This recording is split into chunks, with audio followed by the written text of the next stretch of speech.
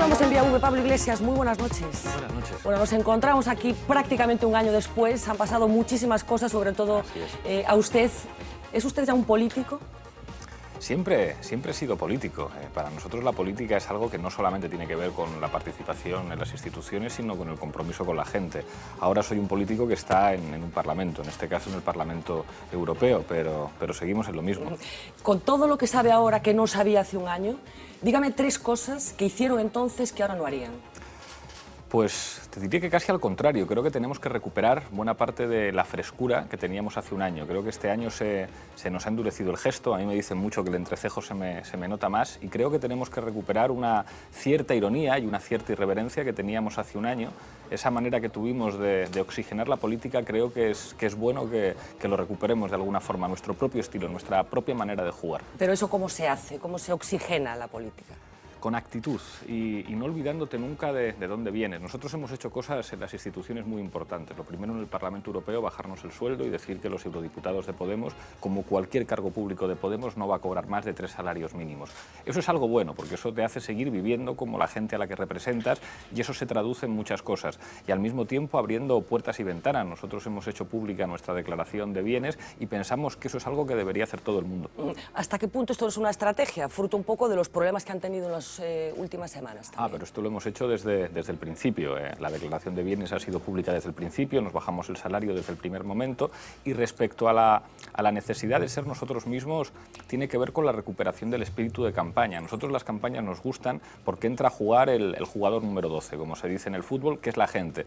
A nosotros, aunque tenemos el presupuesto de campaña más bajo y no hemos pedido dinero a los bancos, hemos pedido préstamos a la gente para que los bancos no sean nuestros acreedores y no deberles ningún favor, ese elemento de protagonismo ciudadano y esa ilusión que hubo en la campaña de las europeas es algo que es fundamental tener ahora también. Bueno, decía que no haría cosas distintas a las que hizo y que proponía hace un año. En cualquier caso sí que parece que han rebajado la ambición de algunas de las propuestas con las que concurrieron a aquellos comicios. ¿Por qué han rebajado el tono de esas propuestas y la ambición, en principio, que ustedes creían que era posible? La ambición es la misma. Las propuestas se han adaptado a un marco autonómico. Hemos hecho un programa marco en el que, por ejemplo, hablamos de rentas mínimas de inserción que se aproximen al salario mínimo interprofesional, que implica una tendencia muy clara inspirada en el artículo 25 de la Declaración Universal de los Derechos Humanos, que dice que todo el mundo tiene derecho a unas condiciones de vida dignas, y eso tiene que ver con la renta. Claro, el margen de actuación de las comunidades autónomas es estrecho, más estrecho incluso que el margen de actuación del Estado con respecto a Europa.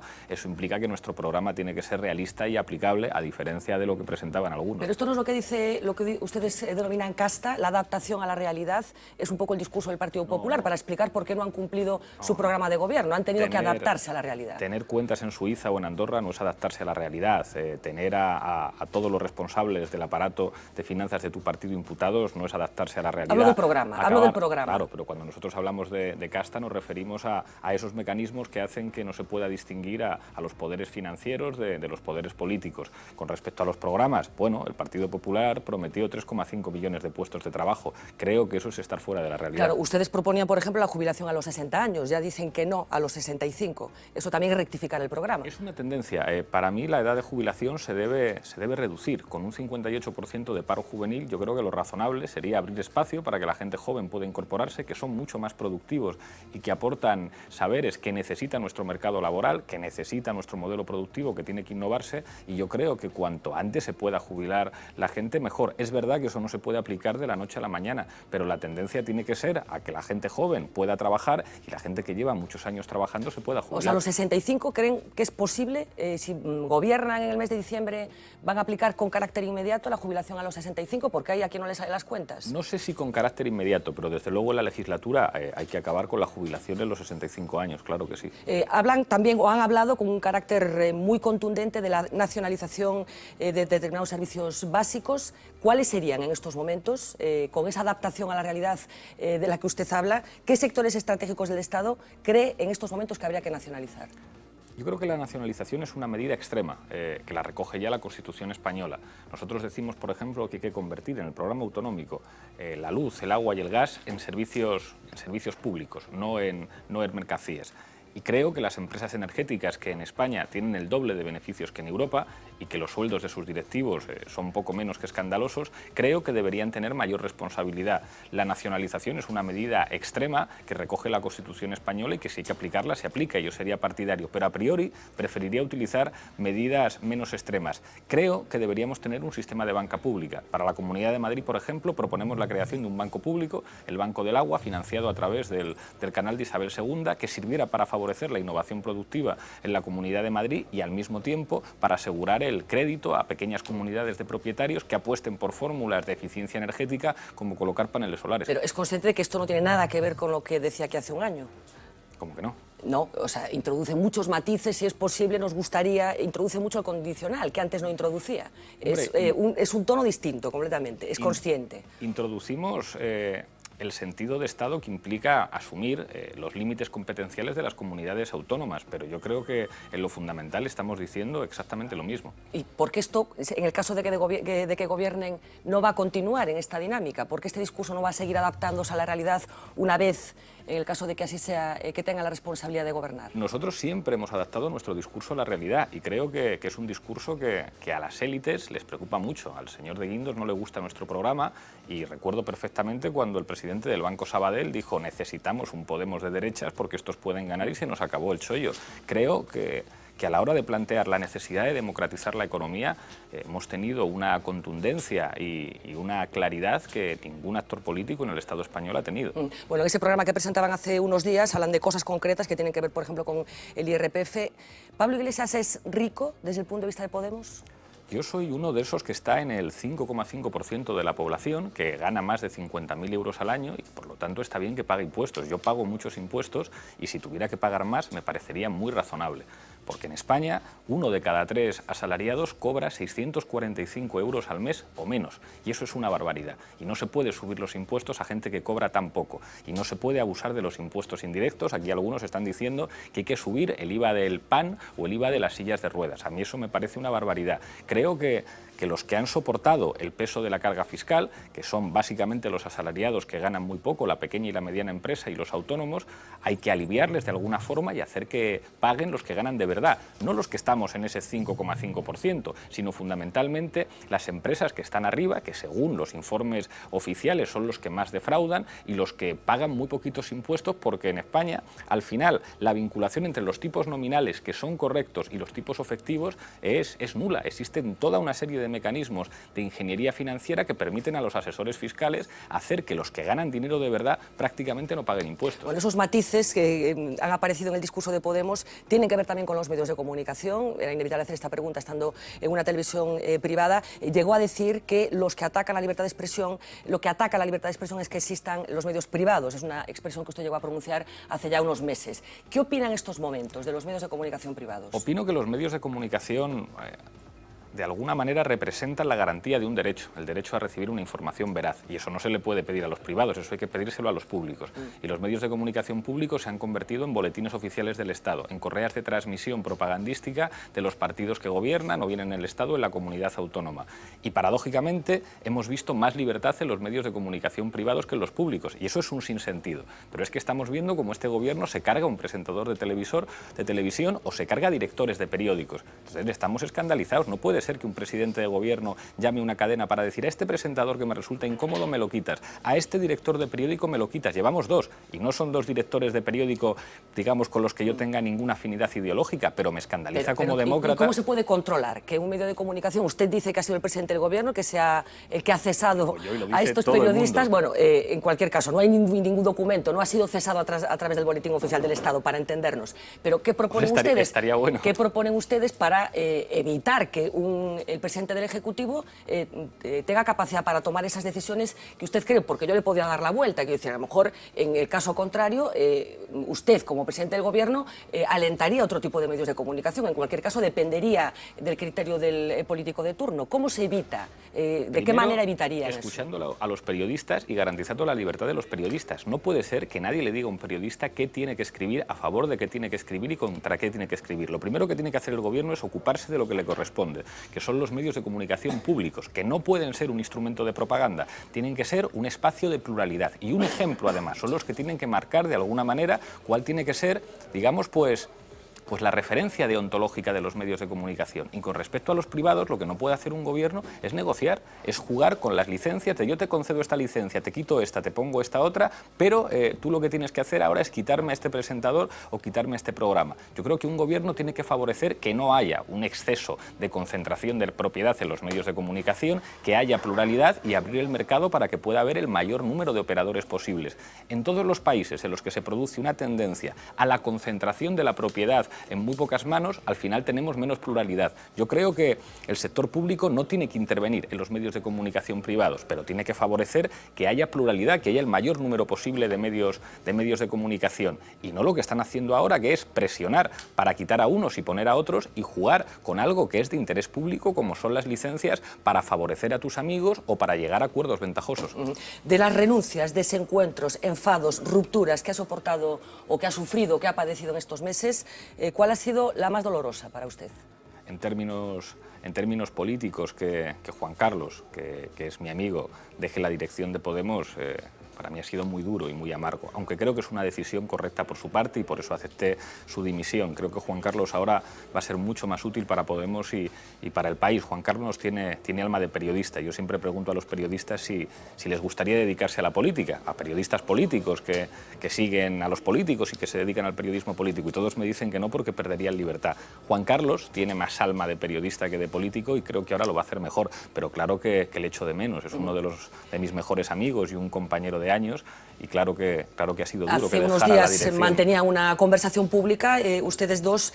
Parecía deducirse que usted, por lo que él decía, por lo que Monedero, del que acaba de hablar en estos términos, decía, que aspira usted a una especie de despotismo ilustrado, esto de todo para el pueblo pero sin el pueblo, que era lo que le recriminaba de alguna manera. No lo decía con respecto a nosotros, pero alertaba sobre los peligros de hacer política y señalaba algo que es verdad.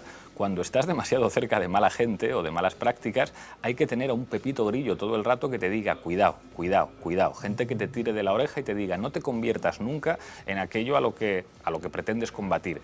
Y esa virtud aguijoneadora de Juan Carlos es algo imprescindible. ¿Pero por qué lo han decepcionado? Porque esta palabra la utilizó él. ¿Se siente decepcionado por el proyecto de Podemos? Creo que en ningún caso, y por eso sigue en Podemos. Y creo que me escribió una carta que fue preciosa en la que manifestaba claramente dónde está él.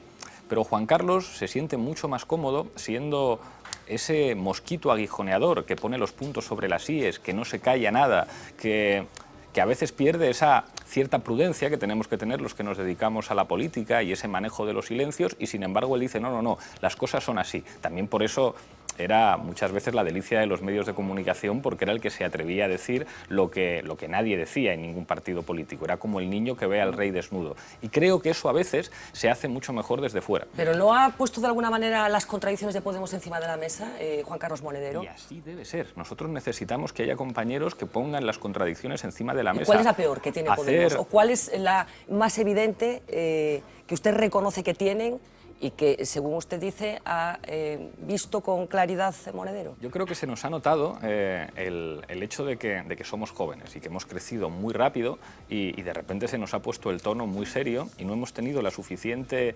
ironía para entender que bueno, esto es como en el baloncesto. Cuando pasas del baloncesto ACB al baloncesto NBA, en la NBA se dan mucho más codazos en la zona, es un juego mucho más duro, te dan empujones, pisotones, te insultan al oído y los árbitros no ven nada. Entonces nosotros, en lugar de entender que las reglas del juego eran esas, parece que todo el rato estábamos protestando al árbitro y diciendo me acaban de dar un codazo en la boca del estómago y nadie pita nada.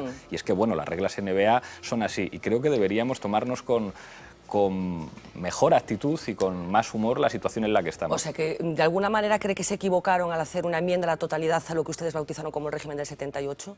¿Que hay cosas que hay que rescatar de ese régimen? Nosotros hemos dicho que los que han roto el pacto es la casta. Los que reformaron el artículo 135 de la Constitución, que estaba muy bien, fueron el Partido Popular y el Partido Socialista. Los que han desmantelado los derechos sociales y el estado del bienestar es el Partido Popular y el Partido Socialista. Nosotros decimos que todas las conquistas sociales que tenían que ver ver con un sistema político de notable éxito y con notables consensos han sido ellos. Nosotros decimos que si ellos rompen el pacto hay que hacer un pacto nuevo. Cuando nosotros hablamos de un nuevo proceso constituyente, lo que decimos es rescatemos las cosas buenas del pasado que nos han robado para construir un futuro de convivencia mejor. Bueno, tengo muchos vídeos para compartir con Pablo Iglesias, pero me apetecía empezar a escuchar a mis compañeros de mesa con alguna pregunta concreta, empezando por Roberto Blanco Valdés. Muy bien, Pablo, yo quería preguntarte dos cuestiones que son fáciles de contestar, salvo que uno no quiera contestarlas, ¿no? La primera es, el otro día comentaste que no se podía celebrar el referéndum de autodeterminación en Cataluña porque la Constitución no lo permite, esto es una constatación, pero a un líder político hay que exigirle que diga algo más. La primera pregunta, insisto, son dos preguntas breves y fáciles de contestar, salvo que uno se quiera escapar. ¿Tú eres partidario de que se modifique la Constitución para que se pueda votar? Porque esto es lo importante, es decir, la Constitución no lo permite. Bueno, si llegas al gobierno, si llegases a tener influencia en el gobierno, las encuestas no parece que indiquen que vayas a ser presidente, pero si tuvieras influencia en quien fuera presidente, ¿impulsarías una modificación de la Constitución para que los catalanes pudieran pronunciarse en referéndum? Esta es la primera pregunta sobre la autodeterminación. Y la segunda es, ¿te parece que es serio, te parece que es coherente, que es aceptable que alguien que aspira a ser presidente del gobierno en un plazo de meses, no digo de semanas, porque se podría decir de semanas, de bastantes semanas, pero en todo caso un plazo de pocos meses, cambie de posición en un tema tan esencial como este, que pase de decir que hay que salir del euro y esto devaluar la moneda a decir todo lo contrario, que la salida del euro es imposible? No me digas que no, porque tenemos un vídeo. O sea, hay un vídeo, lo hemos visto en este programa, lo han visto todos nuestros espectadores. Hombre, si alguien aspira a ser presidente del gobierno en un tema tan central como ese, que reconocerás que es un tema básico, uno no puede cambiar de posición, de decir una cosa a decir toda la contraria. Esas dos preguntas para comenzar. Respecto a la primera pregunta, sí. Yo soy partidario del derecho a decidir y creo en el derecho de autodeterminación. No es viable en el marco constitucional actual y nosotros decimos abramos un proceso constituyente, y lo dice alguien que no quiere que Cataluña se vaya de España ni que Galicia se vaya de España, pero que entiendo que es bueno que la gente pueda votar. Y en el marco de ese proceso constituyente discutamos de todo y discutamos de todas las posibilidades de que se ejerza el derecho a decidir. Yo dije en Cataluña hace muy poco, quien puso el candado a la Constitución del 78 fue Convergencia y Unió pactando con Fraga. Yo no tengo ninguna duda. Lo que pasa es que eso no depende solo de la voluntad de un presidente y no digamos ya de un líder de la oposición. Eso depende de un proceso constituyente amplio en el que se pongan encima de la mesa muchas cosas. Y para mí la prioridad, eso lo digo también, no es tanto el derecho a decidir sobre la organización territorial del Estado, que yo creo que España es un país plurinacional, un país de países, un país de naciones, y creo que otras fórmulas jurídicas serían más eficaces a la hora de garantizar que trabajamos juntos en un proyecto común, pero para mí lo fundamental son los derechos sociales y la soberanía. Soy soberanista entendiendo que lo fundamental de la soberanía no es el color de la bandera que cuelgue en el edificio público de turno, sino que funcione bien la sanidad, que funcione bien la educación y los servicios públicos. Respecto a lo segundo, pero ese vídeo... Que quede claro, o sea, ¿apoyarías un referéndum de autodeterminación en Cataluña? Creo que he dicho que soy favorable al derecho de autodeterminación, que me parece que los catalanes tienen que tener derecho a decidir, pero que eso, en el marco de la actual legalidad constitucional, no es posible y que para poder hablar de eso habría que abrir un proceso constituyente. Digo que las élites políticas catalanas que permanentemente dicen el gobierno debería autorizar, saben que eso legalmente no es posible y lo que quieren en última instancia es hacer lo que siempre hicieron las élites catalanas, negociar dineros con las élites políticas españolas, y a mí ese modelo no me interesa. Y lo dice alguien que no quiere que Cataluña se vaya de España y que cuando está en Nou Barris, en Hospitalet, en Cornellá, se siente como en casa, a diferencia de algunos de los que viven en Pedralbes. Respecto a la segunda pregunta, ese vídeo, que es un monólogo a un programa de Foro Apache, es un vídeo muy anterior a la existencia de Podemos. Y es verdad que yo ahí señalaba algo que mantengo. Yo he dicho, la permanencia en el euro es inevitable, tenemos que asumir que hay que estar en la moneda única, pero la manera en la que este país entregó la soberanía en los acuerdos de Maastricht, entregando la soberanía monetaria a una institución sin controles democráticos como el Banco Central Europeo, fue un error. Y ese error nos ha hecho ahora padecer determinadas situaciones. ¿Hay que estar en el euro? Sí, pero no porque el euro esté bien, sino porque ya no queda más remedio y sería peor estar fuera. Pero al mismo tiempo decimos, hay que democratizar la unión monetaria, y eso implica que el Banco Central Europeo tiene que responder no a los poderes financieros alemanes, sino a los ciudadanos europeos. Cuando el Banco Central Europeo por fin ha apostado por hacer políticas económicas un poquito expansivas y por comprar deuda de los estados, que es lo que debería hacer un banco central, las cosas van mejor. Lo que nosotros decimos, si la política monetaria no tiene controles democráticos, es una mala política monetaria. Y el euro, tal y como se configuró, ha sido muy beneficioso para países como Alemania, ha sido beneficioso para algunos bancos españoles que han podido, de alguna manera, trabajar con más comodidad en América Latina, pero no tanto para los ciudadanos. Pero Pablo, ¿genera confianza en que una persona cambie en tan periodo de tiempo tan corto de posición, de una manera tan radical? ¿Tú crees que eso genera confianza en los electores? ¿El que alguien diga una cosa y muy poco tiempo después diga todo lo contrario? El problema es que al principio hablaba un presentador de televisión que puede decir básicamente lo que quiera y después habla el secretario general de una formación política que puede gobernar. El nivel de responsabilidad que se tiene en el segundo caso es completamente distinto. Como el presidente del gobierno actual, claro, que tiene más responsabilidad que tú al hacer las cosas, lógicamente, claro. Es posible, pero yo hablo de su gestión, no de las cosas que dice. En cualquier caso hablábamos de Cataluña, en Galicia también hay un hecho identitario. Claro. Carolina Vescansa dijo aquí en Galicia que la gente se pregunta si podrá pagar las facturas, no que es Galicia. ¿Concuerda Pablo Iglesias con este punto de vista? ¿Es más importante pagar las facturas en Galicia que preguntarnos qué queremos ser? Yo no separaría las cuestiones por una cuestión de importancia. Yo creo que en Galicia hay un hecho nacional innegable y muy importante.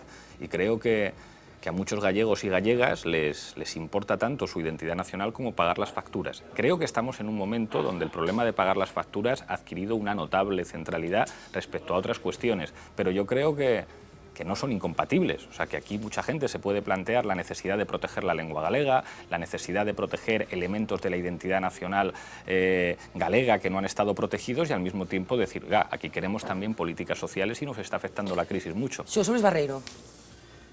Pablo, buenas noches.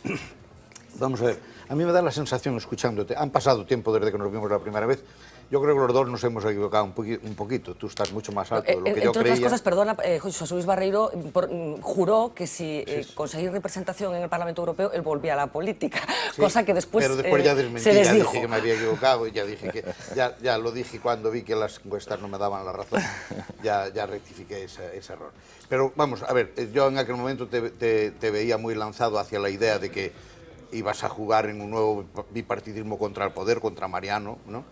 Y yo creía que no ibas a llegar a donde llegaste, de tal manera que un poco la síntesis ha venido un poco al centro, y ahí va una de las primeras preguntas. Si estás notando la diferencia que hay entre un momento espuma en el crecimiento del partido, a este momento que parece ya mucho más ralentizado y donde parece que la estrategia hay que empezar a plantearla a mucho más lejos, y si eso no va a alterar bastante y dificultar la estrategia de Podemos. La segunda cuestión es, a ver, en el discurso me da la sensación de una formulación muy lógica y muy bien hecha en la que todo parece muy fácil. El político, cuando va pasando mucho tiempo, se va dando cuenta de que las buenas ideas empieza a diferenciar la ideología de la utopía, ¿no? Porque si no, te queda solo una explicación, que es que los de ahora son malos porque pudiendo hacer las cosas tan fácilmente con los impuestos y tal, no las hacen, debe ser porque no quieren. Y esa distinción yo creo que también te pediría si hay que empezar a matizarla. Y por último, una cosa que tiene mucho que ver con la práctica política. A ver, vamos a poner el ejemplo de Andalucía. En Andalucía ahora tenéis un dilema, y el dilema significa que si no se deja gobernar, obviamente, pues tenemos un problema. También lo tienen los andaluces y lo tiene probablemente el conjunto de España y marca una pauta difícil de administrar.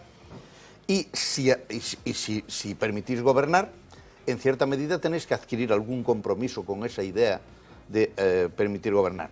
Y por tanto entran por primera vez las cosas de que, por ejemplo, en un pacto, y vosotros parece que vais a forzar, no sé si otras cosas, pero una posición de pacto generalizado, el pacto parece que obliga a la necesidad de concurrir también con las posiciones programáticas e ideológicas hacia los componentes del pacto. Y entonces, primero es si eso es así, y sobre todo, con quién se pactaría, a qué coste y para qué. Respecto a la primera cuestión, el momento de la espuma. Bueno, yo veo la política siempre con metáforas deportivas. Creo que esto es como un partido de baloncesto en el que en el primer cuarto sorprendes al rival, le metes 20 puntos, en el segundo cuarto mantienes la diferencia y en el tercer cuarto te recortan unos cuantos puntos. Todavía queda por jugar el último cuarto y nosotros lo queremos jugar. Y lo queremos jugar con la voluntad de ganar. Creo que algunos están vendiendo la piel del oso antes de cazarlo. en las elecciones andaluzas triplicamos nuestros resultados. Si ese mismo esquema de triplicar los resultados respecto a las europeas se produce otra vez en las elecciones autonómicas, nos podemos encontrar con un escenario de notable éxito político de Podemos. Nosotros sabemos que va a ser difícil, pero estamos trabajando con humildad para ganar el partido. Después de las elecciones autonómicas y después de las elecciones generales, veremos si el efecto Podemos tenía techo o no tanto. Respecto a la relación entre lo posible y lo viable, nosotros sabemos que gobernar es muy difícil y sabemos que el marco, las estrecheces, los límites que uno tiene para poder gobernar en el ámbito autonómico son enormes y en el ámbito estatal son también muchos, porque la gobernanza europea implica enormes límites a las posibilidades, pero creemos que se pueden hacer las cosas de otra forma. Pensamos que el gobierno del Partido Socialista y sobre todo el gobierno del Partido Popular, siguiendo de una manera tan estricta las recomendaciones de la Troika Europea, ha producido malos resultados. La crisis económica implicaba básicamente tres problemas: desempleo, deuda y desigualdad. Tenemos la deuda al 100%, cuando al comienzo de la crisis estábamos al 30% del PIB, tenemos niveles de desigualdad escandalosos que nos sitúan en la cola de nuestros socios europeos y el desempleo sigue siendo un problema gravísimo. Hay más parados ahora que cuando Mariano Rajoy fue investido presidente. Nosotros decimos, humildemente, sin utopías, siendo conscientes de que hay que ser realistas y de que los márgenes son estrechos, que se pueden hacer las cosas de otra manera y vamos a intentar hacerlo. Y con respecto a Andalucía, lo hemos puesto muy fácil. A mí realmente deseo que podamos llegar a un acuerdo con Susana Díaz, pero es que hemos planteado tres condiciones de sentido común, que no son condiciones de partido, que son muy claras. 1, tolerancia cero con la corrupción. Chávez y Griñán, fuera. Número 2, no puede ser que la Junta de Andalucía contrate con bancos que desahucien familias. Número 3, reducimos el número de altos cargos y reincorporamos a trabajar para los andaluces a maestros y a médicos andaluces. Con esas tres condiciones, si Susana Díaz nos dice que sí, nosotros nos abstenemos en segunda votación y podrá formar gobierno con comodidad, que es algo que a nosotros nos parece positivo. Pero creo que en esto hemos sido muy claros, lo decía Teresa Rodríguez, somos nuevos, pero no somos tontos. Si se quiere nuestro apoyo o se quiere que facilitemos la posibilidad de ese gobierno, se tienen que aceptar tres condiciones que no son tres condiciones de partido, son tres condiciones que comparten los ciudadanos. Teresa Rodríguez se lo dijo a Susana Díaz de manera muy clara: no queremos guiños hacia Podemos, y es verdad que los hubo, y es verdad que ha habido avances en la negociación y que Susana Díaz ha dado pasos positivos. Pero Teresa completó la frase diciendo: queremos gestos hacia los ciudadanos andaluces y estamos esperando que esos gestos lleguen. Bueno, hace un año Tuco Cerviño y Pablo Iglesias protagonizaron un buen momento Soy televisivo. normal. Vamos a recordar unos segunditos solo de aquel vídeo que adquirió una cierta viralidad. Vamos a verlo. La gente normal no tiene cuentas en Suiza. La gente normal no se aprovecha, la gente normal no se aprovecha de su cargo público para ganar muchísimo dinero. Yo soy gente normal. Bueno, pero Tuco, tranquilo, por favor. Por favor, es que es insultante. Tranquilo. Soy gente normal. Tuco, por favor, ¿quieres dejar que Me está Pablo llamando acabe? anormal. Tuco. Soy Sí, gente Pablo. normal. si las Soy cosas- gente normal. Las cosas se pueden gritar. El No, 20 es mi vehemencia, no es Sí, para... no hay problema. Ya sé que no se te puede acogotar, ni pretendo eso. Pero soy No, gente pero Dejadme normal. acabar. Tuco, está él en el turno de palabra y estamos Vale. fuera de tiempo. O sea que me gustaría que Pablo acabara Soy gente normal. lo que estaba diciendo. Tuco, ya nos hemos enterado. Pablo. ¿Qué demonios? Bueno, a ver, Tuco, sigue siendo gente normal. Pablo, ¿lo ves más normal que hace un año? Bueno, También entonces. Sí. Yo creo que la vehemencia es una cosa buena en los debates. sí, bueno, él dijo que ganaba más de 50.000 euros al año, yo gano menos, también hace un año ganaba menos, o sea que soy, según sus criterios, más normal que él, según aquel criterio. Bien, pero eso no tiene ninguna importancia, eso fue una cuestión anecdótica, yo creo que, bueno, que además le vino bien a esta casa, lo cual está bien. Bueno, porque no, mucha encima te gente tenemos que dar conectó. todas las gracias, Sí, vamos. sí, pues bueno, no, pero bueno, vamos a la cuestión, ¿no? Debo decir que yo aquella tarde fue cuando conocí a Pablo Iglesias, no personalmente, sino su figura. Porque Pablo yo no- Iglesias, habitualmente cuando habla de ti en las tertulias pone tu segundo apellido, Sí. para que quede claro de quién está Sí, hablando. sí, Iglesias Turrión. Pero bueno, quiero decir, yo no veía ni veo la sexta, veo a Wyoming a veces, pero no veo la sexta normalmente. Y no conocía, de hecho fui a Wikipedia para saber quién era. Hoy en día lo conozco más, he leído muchas cosas de él, no solo por ser los demás. Y este fin de semana que había un libro bien interesante que se llama Asaltar los cielos de Torreblanca, que me he leído en muy pocas horas, es un libro, sí, un libro bien interesante. Por una parte, me ha hecho apreciar más intelectualmente a Pablo Iglesias Turrión, Pero por otra parte también me ha preocupado más algunas de las cosas que dice Torreblanca, ¿no? Bueno, yo iba a hablar del programa, pero no voy a hablar del programa porque el programa, dice Torreblanca, que da igual, no sé si es cierto, dice que da igual que lo que sea el programa, porque la gente va a votar, la gente que va a votar a Podemos la va a votar independientemente de lo que diga el programa. De hecho, el sábado una amiga mía dijo que ella lo que quería era, mi amiga Pilar, que lo que ella quería era que el sistema cambiase. Y le dije yo, ¿y después qué se pone? Me da igual. Eso fue lo que me contestó bien. Entonces, le voy a preguntar sobre una cuestión que es la cuestión relacionada con la soberanía, ¿no? El discurso que hace Podemos es un discurso que Torreblanca califica de nacional popular. Hay muchas referencias al 2 de mayo, dentro de poco supongo que nos hablarán de Numancia y de Don Pelayo, probablemente también, aunque luego se diga que lo que se respeta son las identidades nacionales de Galicia. Y yo soy no un nacionalista, pero sí creo que Galicia es una nación. Sin embargo, las referencias son unas referencias desde una concepción muy castellana o madrileña de España, en mi opinión.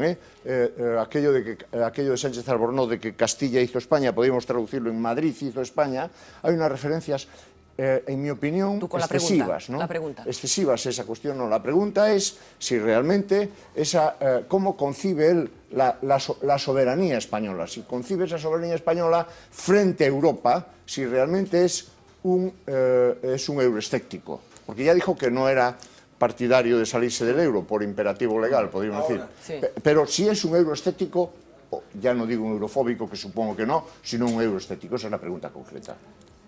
Excelente pregunta, como excelente es el libro de Nacho Torreblanca, que hace un notable esfuerzo intelectual y yo creo que pone sobre la mesa debates interesantes.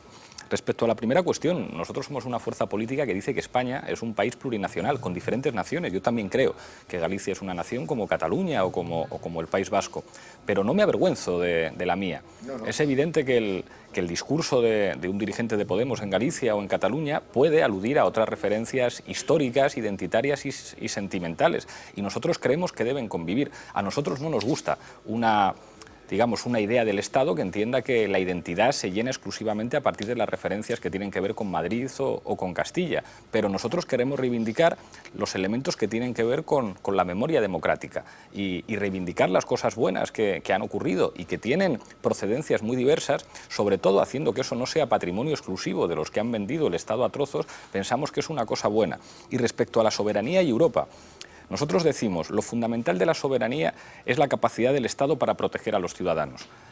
A mí el señor Mas y el señor Rodrigo Rato, el señor Puyol y el señor Rodrigo Rato me parece que no tienen más patria que su dinero, independientemente de que a uno le guste la bandera de un color y al otro le guste la bandera de otro color. Para mí la soberanía es que se atienda a los niños en las escuelas, que se atienda a las personas en los hospitales y tener los mejores servicios públicos.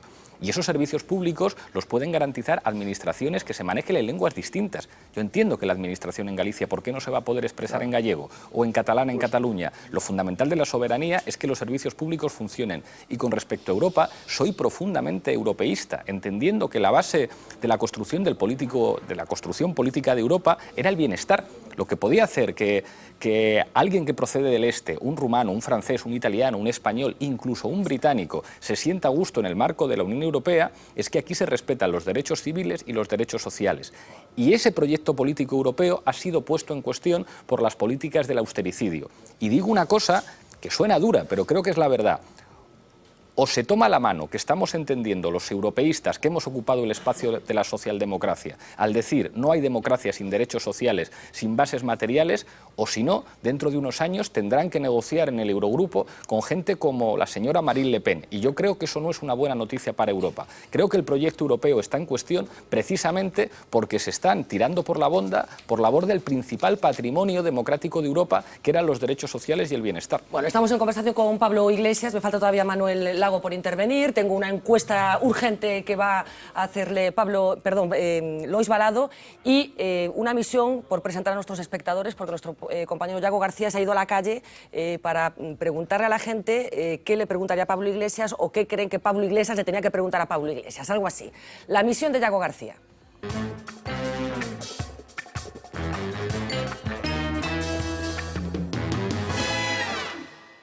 la misión trata de responder a una sencilla pregunta. ¿Qué le diría Pablo Iglesias a Pablo Iglesias? Lo vamos a hacer con caretas como esta. Es muy listo. Muy inteligente. Es muy inteligente. Que es distinto de listo. Tiene muchas agallas. Y tiene muchas agallas. Sí, Ajá. sí. Y es político. Y es político. ¿Qué le diría Pablo Iglesias a Pablo Iglesias, caballero? Que lo hiciera lo mejor posible y que no se deje llevar por los que están ahora. Porque cumpliera simplemente la Constitución, que es lo que dijo Julio Anguita.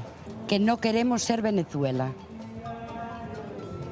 Yo para mí que tenga mucho cuidado donde se mete. Moderación. Oye, Pablo, que creo que nos estamos pasando un poco. Hay que ser más concretos, que la gente no nos entiende. La gente está muy harta y quiere algo de cambio, pero cambio que este hombre ofrece, bueno, no sé, no tan radical, no tan radical. ¿Tiene un momentito para la tele? No. La gente tiene mucha prisa.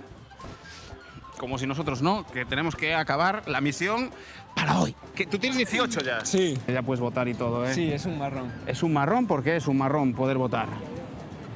Porque no tengo ni idea. No tienes ni idea. Yo al de las greñas. ¿Que puede ser este que está aquí? ¿Este? Puede ser, sí, Puede sí me ser. suena. ¿Te suena? Pablo Sí, Iglesias ese. dicen por ahí. ¿Cómo está el tema de la ESO y eso? Que lo ponga más fácil. Pon más fácil a eso. Cámbianos algo en este país porque si no nos hundimos. Pues procuraré hacer lo que pueda, pero está todo muy oscuro, ¿eh? ¿Alguna pregunta más? Que arroje un poco de luz. Búscanos la luz, por favor, porque es que ya no creemos en nada, ni en nadie. Procuraré hacer lo mejor que pueda, pero que está muy chunga la cosa, Bueno. mucho. Venimos de Estados Unidos, pero somos venezolanos. Que no cometiera en ningún momento el error que cometió tanto Chávez como está cometiendo Maduro. Que España, que está saliendo ahorita de una crisis, continúa y no convertirse en una crisis mayor a la que tenga. Lo que quieras. ¿Cómo harías una mejor España? Echando a la casta. Se lo dices de mi parte, que cambie. Se lo va a decir usted que lo vamos a poner. Que cambie el tono, ¿no? Que cambie el tono, que no Vale. lo entendemos. Pero más tenor, barítono, lo soprano. Más claro. Más claro. Más claro. Más claro, más claro. Gracias. Gracias. Chao, chao. Bueno, un pequeño ejemplo de lo que opina la gente. Se pide un cambio de tono, Pablo Iglesias. Es verdad, yo creo que las cosas hay que decirlas con claridad. Nosotros siempre llamamos a las cosas por su nombre y creo que siempre fuimos muy claros. Y si hay gente que piensa que estamos dejando de serlo, pues habrá que rectificar y ser claros y precisos. Dos referencias a Venezuela, inevitablemente te íbamos a preguntar por esto. Yo no sé si os equivocasteis, si se equivocaron al identificarse tanto con el chavismo, tanto que incluso se copió el famoso tic-tac y otras cosas que tienen que ver con la presentación en sociedad, digamos, de Podemos. Si en realidad seguís pensando un poco lo mismo y lo que habéis hecho es cambiar o dejar de hablar de Venezuela por oportunismo. Nunca se copió el tic-tac, se me ocurrió en el tren Caray, camino pues, de duda, porque el camino de tic-tac lo había Valencia. dicho antes Hugo Chávez. Claro, lo que pasa es que Hugo Chávez dijo tantas cosas que si revisamos las horas y horas y horas de vídeos es prácticamente que dos personas. ¿No que había oído comparten- el tic-tac de Hugo Chávez? Nunca. Es Es más, más, que descubrió el solo que en 1930 y tantos que la Tierra daba vueltas alrededor del Sol. estas cosas. De hecho, si lo hubiera escuchado, hubiera sido mucho más cauteloso. Y Podemos para- tampoco, el nombre tampoco se inspiró en Venezuela. De hecho, hubo un partido en Bolivia, que fue el primero que yo conocí, que se llamaba Podemos, que era un partido de derechas, encabezado por Tuto Quiroga. A nosotros nos gustaba el nombre de Podemos, aparte de por lo de poder y democracia, porque recordaba al Yes We Can, no de Obama, sino de migrantes latinos en Estados Unidos que hacían huelgas en los 70. Podemos, efectivamente, ayer recordábamos que el lema de la campaña electoral de Abel Caballero, que aspira a la reelección en Vigo, era Podemos también. En cualquier caso, incluso ¿Venezuela ha cuatro desaparecido del discurso de Podemos por oportunismo? Venezuela nunca estuvo en el discurso y nosotros siempre hemos dicho que nosotros no nos podíamos identificar con experiencias que se dieron en países latinoamericanos. Yo tengo mucha simpatía por Ecuador y por Rafael Correa, y he hablado con él algunas veces, de eso se nos pregunta menos, pero soy perfectamente consciente de que España es un país muy distinto a Ecuador, con una realidad económica diferente. Nuestros referentes tienen que ser europeos. Cuando nosotros decimos nos interesa lo que se hace en los países nórdicos es porque sabemos que estamos en Europa. Y en Venezuela hay muchas cosas que se han hecho mal, que nosotros decimos que efectivamente se han hecho mal. A mí lo que me llama la atención es que, bueno, algunos representantes del gobierno español que han hecho excelentes negocios con Venezuela, que han vendido armas a su ejército y material antidisturbios a su policía, de repente están tan preocupados de hablar por lo que ocurre a 8.000 kilómetros en lugar de hablar de lo que ocurre aquí. Nosotros somos una formación política española que nos interesa lo que pasa en España. Nos encanta tener debates sobre lo que ocurre en otros países, pero pensamos que lo que toca ahora es hablar de España. ¿Ha recibido Podemos dinero de Venezuela? Jamás, jamás. Las cuentas de Por Podemos... ninguna vía. Por ninguna vía. Las cuentas de Podemos son las más claras, que eso es una cosa que molesta a nuestros adversarios. Todos los partidos políticos en España piden dinero a los bancos, todos menos uno, Podemos. Podemos no tiene ni una sola deuda con los bancos. El Tribunal de Cuentas ha dicho que los partidos deben más de 500 millones a los bancos. Nosotros no. Nosotros hemos pedido dinero en un año, a la gente. Si en un año ya debéis dinero a los bancos, a lo mejor es que había un problema, que si tenéis un problema, una justificación de edad, digamos. No es que no les debamos, es que no les pedimos. Nosotros no pedimos dinero a los bancos, pedimos dinero a la gente a través de sistemas de microcréditos y después se lo devolvemos. Manuel. Primeiro que empezar dicindo que a mí pareceme o discurso que fixeches Xose, bueno, que estás facendo pues, moito máis coherente e consistente do que facías fai nas eleccións europeas, e iso para min é unha noticia estupenda para a sociedade española e para a política española, non? Eu lín, preparando os deberes desta entrevista, un artigo teu interesante, La centralidad no es el centro, e vin a entrevista en La Tuerca con Monedero, e hai unha idea que a mí me gusta moito.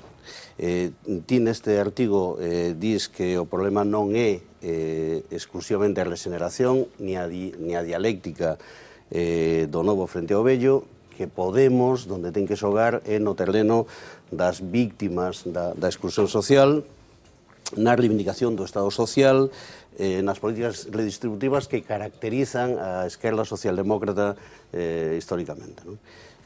Para ser breve, porque teño 3 preguntas. Isto é, na bella terminoloxía, unha autocrítica ou, dito agora, unha rectificación? Segundo, eso significa que Podemos se instala definitivamente no espectro político da izquierda socialdemócrata? E terceiro, eso supón algunha indicación sobre as políticas de acordos e de alianzas, mesmo electorais, cara ao futuro, segundo, por exemplo, sean os resultados das experiencias de candidaturas de Unidade Popular na que estades participando? Respecto a la primera pregunta, es verdad que yo tuve que escribir como secretario general aclarando algunas cosas, porque el hecho de que en la dirección política de Podemos estemos algunos académicos ha hecho que no se nos entienda bien. Como decía esta señora, hablar de centralidad del tablero no es hablar del centro, decir que la geografía fundamental para explicar la política no es izquierda-derecha, no quiere decir que no tengamos ideologías. Yo soy de izquierdas, pero entiendo que esa geografía izquierda-derecha ha dejado de funcionar, entre otras cosas, por el transformismo histórico de la socialdemocracia. Cuando Tony Blair apuesta con Anthony Giddens por la tercera vía, igual que Gerhard Schröder en Alemania, la propia Thatcher dijo que Blair era su mejor creación, destruyeron el espacio de la socialdemocracia como el espacio asociado a los derechos sociales y al bienestar, que es un espacio que hemos ocupado nosotros. Alguien podría decir, eso es la izquierda. Digo, mire usted, yo esta pelea sobre si el PP es de derechas, el PSOE es de izquierdas y los dos se ponen de acuerdo para reformar la Constitución, no me interesa. Yo estoy por los derechos sociales, por la democratización de la economía y por el estado del bienestar. Y creo que en eso la izquierda se siente muy cómoda, pero también otros sectores que no se ubican en el eje izquierda-derecha o que proceden de otras referencias. A todo el mundo le importa que haya escuelas y hospitales públicos. Por eso decimos que las cosas se entienden mucho mejor en política hablando de las élites frente a la gente, de los que defendemos a la gente y los que defienden a las élites financieras, de los que estamos por la democratización de la economía y los que entienden que no tiene que haber controles de los poderes financieros. Y eso no quiere decir que falte ideología, eso quiere decir que nosotros queremos llevar los campos políticos a su relación con la economía. Creo que en eso somos mucho más precisos y mucho más contundentes, si se quiere, que los que se siguen ubicando en la geografía parlamentaria de la Revolución Francesa de izquierdas-derechas, que mucha gente no sabe a lo que se refieren. Y con respecto a las alianzas, nosotros decimos, nuestra alianza es con los ciudadanos y después de las elecciones, en torno a cuestiones programáticas, no somos sectarios. Quien esté dispuesto a rectificar, a dar un giro de 180 grados y hacer unas políticas que recuperen la capacidad de proteger a la gente a través de políticas sociales, de políticas expansivas, de protección del desempleo, de medidas sociales que sirvan para aumentar el consumo, se podrá entender con nosotros. Pero pensamos que por eso hay básicamente en estas elecciones dos opciones. Los que quieren seguir igual, vayan de azul o de naranja. Yo leí el programa de Ciudadanos y al ver lo del contrato único veía una manera de institucionalizar la precariedad. Cuando decían que hay que subir el IVA del pan o de las sillas de ruedas, veía un programa redactado por la Fundación FAES. Entonces pensamos, hay dos opciones, o cambiar o seguir haciendo exactamente lo mismo. Con los que quieran cambiar, entendiendo que lo fundamental de la democracia son los derechos sociales, nos podremos entender. A ver, vamos con Lois Balado rápidamente. un test de urgencia para casi ir acabando este encuentro con Pablo Iglesias. ¿Qué tal, Pablo Iglesias? Bueno, usted siempre presume de ser muy buen estudiante, pero en la vida de todo estudiante hay un momento dramático, que es ese primer suspenso en el colegio. El mío fue en matemáticas, luego vendrían otros. No sé, en su caso, ¿qué pasó? Mi primer suspenso fue en Derecho Civil, en segundo, que me dolió muchísimo porque además había tenido una discusión con la profesora y siempre pensé que esa discusión influyó en el suspenso y tuve que presentarme en septiembre y me sentó fatal. Bueno, estuvimos echando un vistazo a su tesis doctoral, 500 páginas. En la parte de agradecimientos nos llamó la atención que hay un agradecimiento a la Fundación Caja Madrid por haberle permitido terminar su tesis doctoral en Cambridge. Yo quería preguntarle si al final, bueno, con toda la caña que ha dado usted a Caja Madrid, si al final los bancos pues, se hacen al final necesarios de alguna manera. No los bancos, era una beca pública que ofrecía lo que se supone que era un banco público y que no se concedía a dedo. Se supone que yo obtuve esa beca por tener mejor expediente académico y mejor currículum que otros. Y yo creo que está bien que las cajas de ahorros, que eran instituciones públicas, puedan conceder becas para que buenos estudiantes puedan terminar sus estudios de posgrado. Y creo que era de justicia agradecer a quien había evaluado mi currículum y mi expediente, que era, en todo caso, una institución pública y una beca obtenida en libre concurrencia competitiva. Dice Pablo Iglesias que no le gusta perder. ¿Significa esto que Pablo Iglesias es un mal perdedor?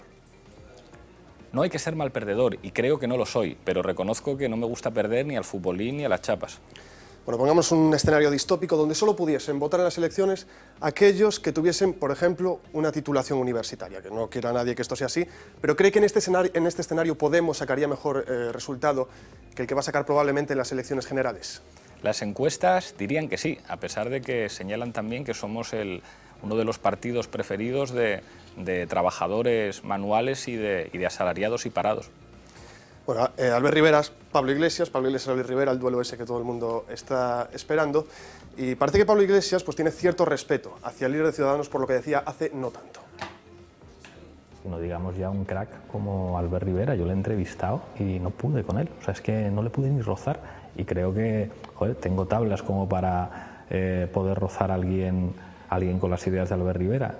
Imposible de rozar y cada vez que le veo en los medios de comunicación me impresiona.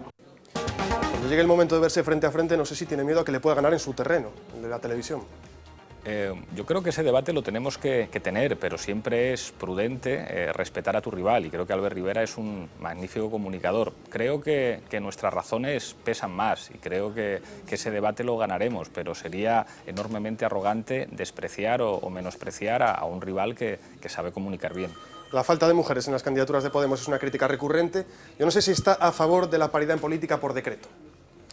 Creo que es importante asegurarla con mecanismos efectivos y en Podemos lo hemos hecho. Las listas de Podemos son cremalleras, los órganos directivos de Podemos son paritarios y sin embargo hemos fracasado. Hemos fracasado a la hora de asegurar que hubiera más mujeres encabezando las candidaturas y sin excusas tenemos que trabajar en mejorar eso. Es verdad que es el resultado de un proceso participativo en el que cualquiera se podía presentar y cualquiera podía votar, pero no es excusa. Creo que tenemos que trabajar para que en el futuro haya más mujeres. Ayer estuvo corriendo como la pólvora por internet una supuesta nueva sintonía que va a utilizar Podemos en sus mítines. Vamos a escucharla un poquito de nada y la comentamos ahora.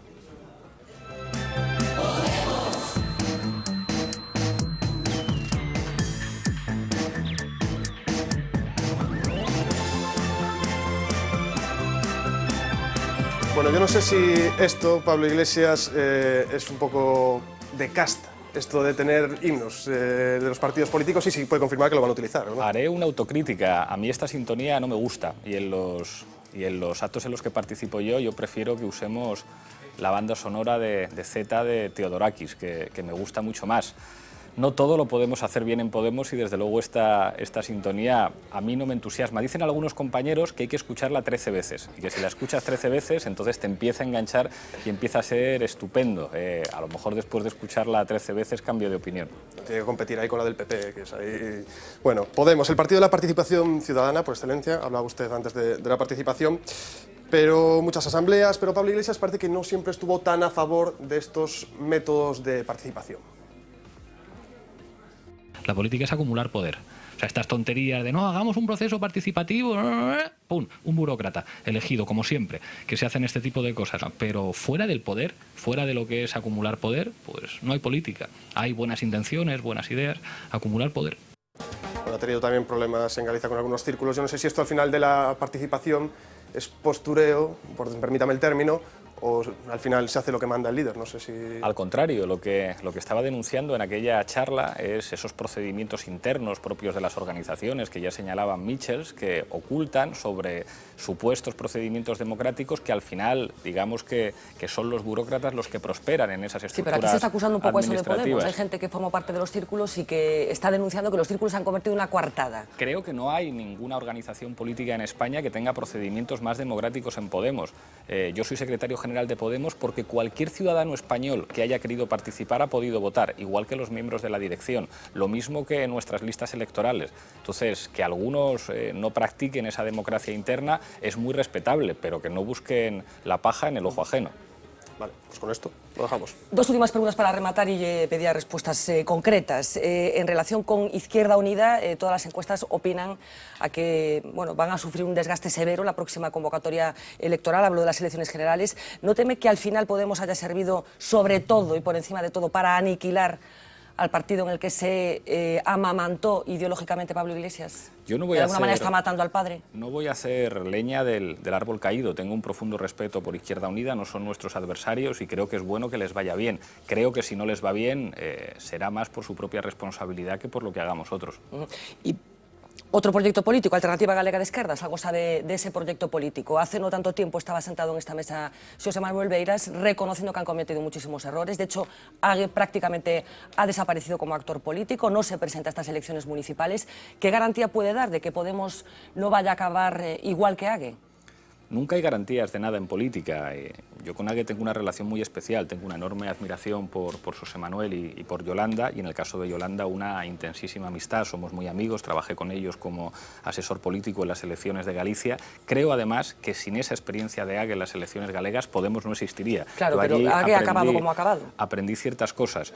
Bueno, el hecho de que digamos, la coyuntura política aquí haya hecho que les vaya mal y, sin embargo, hay mucha gente de Ague que está participando con nosotros en candidaturas de Unidad Popular y a veces los mismos proyectos políticos pueden continuar en espacios diferentes y nuestra mano está tendida para que buena parte de la gente que ha trabajado ahí pueda trabajar con nosotros. Me toca la mano Roberto, así que... Yo hay una pregunta que me gustaría mucho hacerle, porque hemos visto vídeos. ¿Qué se siente cuando a uno le revientan un acto después de haber sido un activo participante en reventar actos de los demás? Es decir, usted esto lo hemos visto en vídeos, no diga, no mueva la cabeza porque lo hemos visto en vídeos. No, en ningún vídeo se me habrá visto reventando un acto. Sí, se la ha visto reventando actos de otros...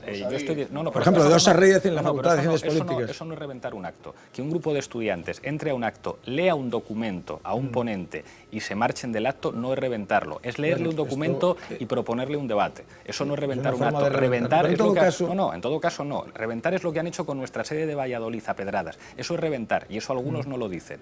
Que en un acto académico haya estudiantes que vayan, lean un papel a un político y le propongan un debate es una cosa... ¿Y le impidan actuar? No, ¿Le impidan hablar? No le impiden hablar. Sí, Rosa Díez, no es verdad. Rosa Díez dio una conferencia de 1h30 y mantuvo un debate con los estudiantes. No está bien mentir. Entonces lo que no puede ser es que alguien vaya a dar una conferencia... O sea, ¿usted es partidario de que se revienten los actos? No. Todo lo contrario. Usted es partidario de que se revienten las vitrinas de nuestras sedes, ¿no? No, ¿verdad? yo no soy partidario de eso porque yo no he participado nunca en ningún acto de ese estilo. Las sedes del PSOE en Euskadi, del PP, eso es reventar. Claro, y las sedes del PSOE en Galicia, eso es reventar. Claro, entonces hay que distinguir. Si yo voy a un acto de la universidad en Galicia y un grupo de estudiantes me leen un documento que a mí no me gusta y me dicen queremos tener un debate con usted, yo tengo que tener un debate con ellos. Y eso no es reventar nada. Esto, Pablo?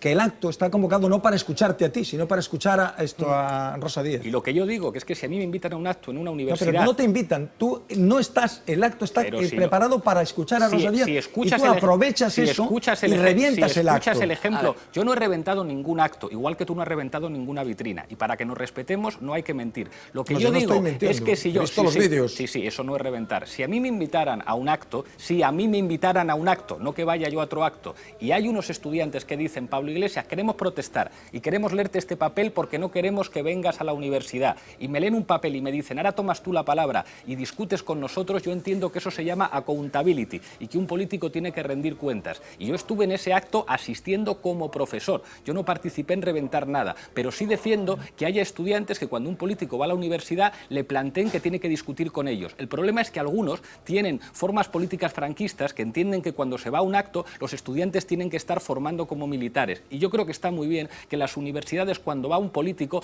los estudiantes discutan con él y ojalá lo hagan conmigo también, y eso es salud democrática. Lo que no es salud democrática es tirar piedras a las sedes como hacen algunos. Bueno, pues tenemos que dejarlo aquí. Pablo Iglesias, muchísimas gracias por acompañarnos esta noche, muchísima suerte. Un placer. Nos vamos.